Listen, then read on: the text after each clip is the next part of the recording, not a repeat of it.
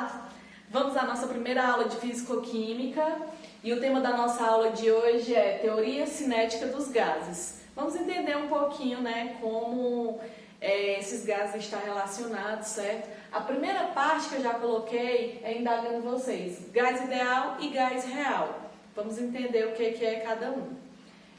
Gás ideal, pelo próprio nome já diz, é como se ele fosse um gás perfeito, como se o gás fosse estudado cada um separadamente, como se eles estivessem assim na natureza. Uma molécula de gás oxigênio, por exemplo, e uma molécula de gás metano, uma molécula de gás nitrogênio, enfim, como se eles estivessem isolados. Mas o que acontece na verdade não é isso. O que nós temos é um gás real, que na verdade é a mistura de gases, certo? Só que para nós entendermos esses gases, a gente vai estudar como se fosse um gás ideal, tá bom? Mas para entender essa questão dos gases, para entender o comportamento deles, nós precisamos compreender que existe o que nós chamamos de variáveis de estado de um gás. São elas que determinam, por exemplo, o comportamento do gás. Aí, quais são essas variáveis? Volume, temperatura e pressão, As mudanças de estado de um gás, para você compreender, o gás em si, que nós estaremos estudando, o recipiente que o contém vai ser chamado de sistema, e esse sistema pode ser de 3 tipos. O primeiro, isolado, isolado, ou seja, aqui é sem troca de massa ou energia. Essa energia é uma energia em forma de calor. Fechado, aqui ele permite a troca de energia, mas não de massa. Exemplo, uma panela aí na sua casa, certo? Uma panela com tampa. Esse é um recipiente fechado, certo? Um sistema fechado. E um sistema aberto, ele permite a troca de massa e de energia. Você imagine a mesma panela agora, só que sem tampa, tá bom?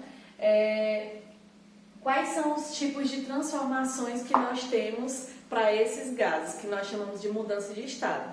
Nós temos 3 tipos. Primeiro, a isotérmica, temos a isobárica e a isocórica, compreendendo cada uma delas. Isotérmica, pelo próprio nome, e pelo próprio prefixo da palavra iso, vem de igualdade. E térmica, temperatura.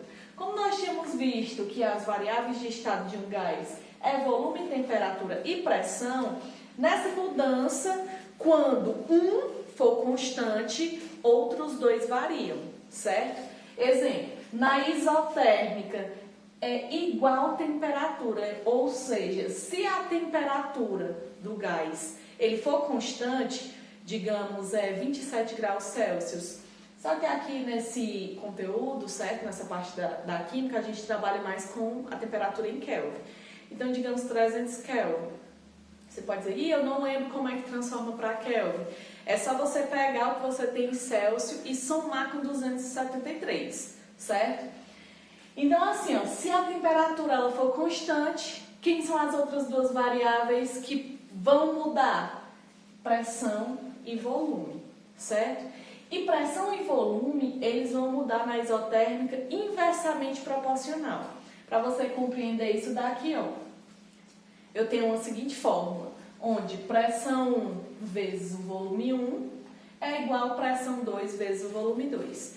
Algumas pessoas tratam como pressão e volume inicial igual a pressão e volume final, tanto faz. O importante é que na hora de aplicar na fórmula, você coloque a pressão junto com o seu volume e tudo direitinho para você não errar no cálculo, tá?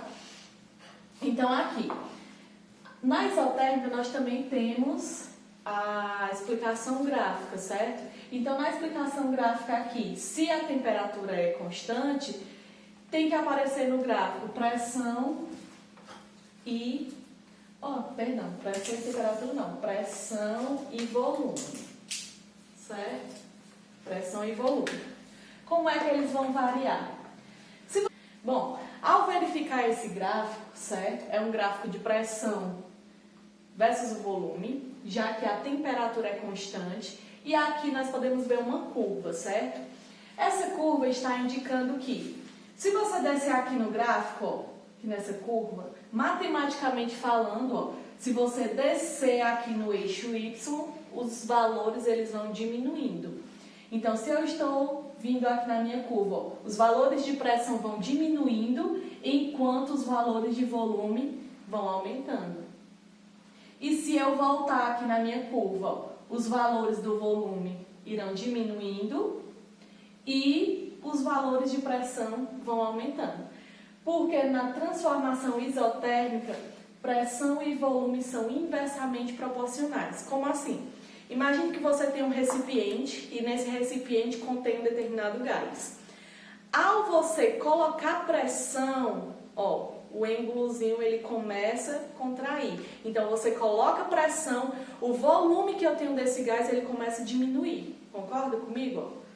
E se você diminuir essa pressão, ó, o volume do gás ele aumenta, certo? Por isso que é inversamente proporcional, beleza?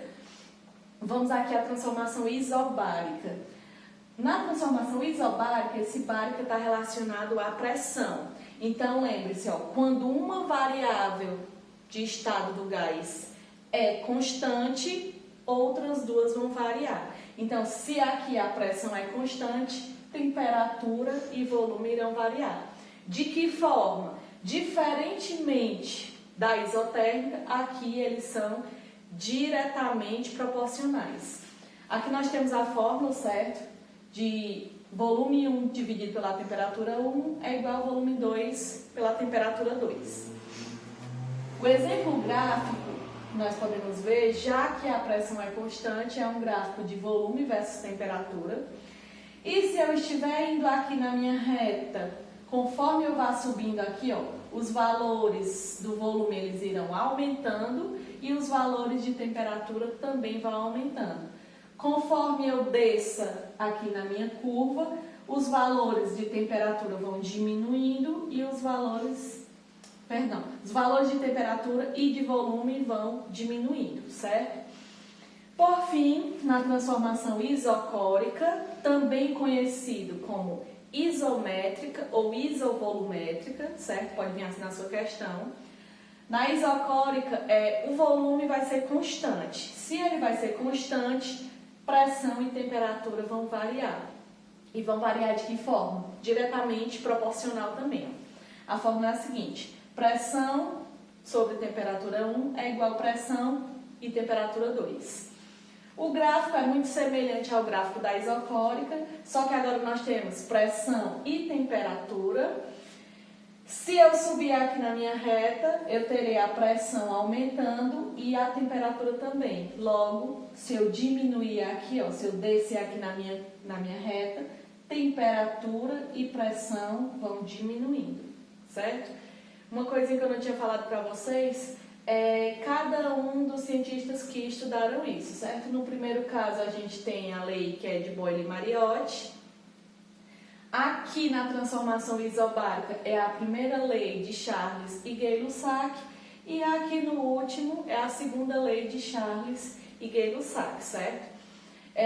Sobre esse conteúdo nós teremos algumas questões em breve, então fica atento. Se você tiver alguma dúvida, deixa aí nos comentários e até a nossa próxima aula.